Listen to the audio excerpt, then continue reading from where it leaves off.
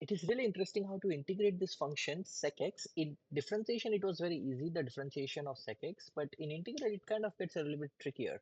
In order to integrate sec x, what you essentially have to do is you have to multiply and divide by sec x plus tan x. You will see why do we do that in a second, but just what you do is multiply and divide by sec x plus tan x, and let's see what happens after that.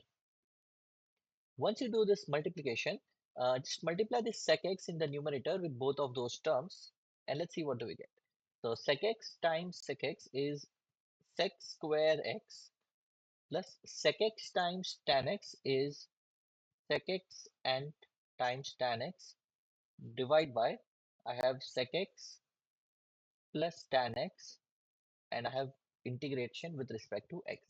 Now what you notice here is, if you notice carefully, the differentiation of sec x, this function sec x, is nothing but this sec x into tan x, and the differentiation of this function tan x is nothing but sec square x over here.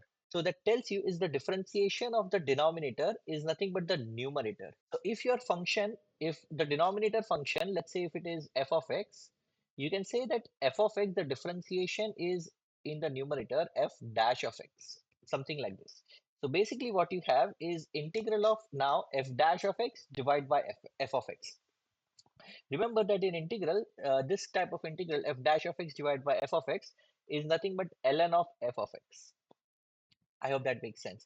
So in this case, what you can say is this integral can be written as ln of f of x is sec x plus tan x.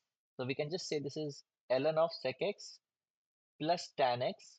Let's add constant of integration c, and this is nothing but your final result. You can actually remember this result, that integral of sec x is nothing but ln sec x plus tan x. I hope that makes sense. If you understand the concepts that I'm teaching you, please do consider to like this video and subscribe to this channel. I do post math and calculus content every single day. That's another reason to subscribe. I'll see you tomorrow.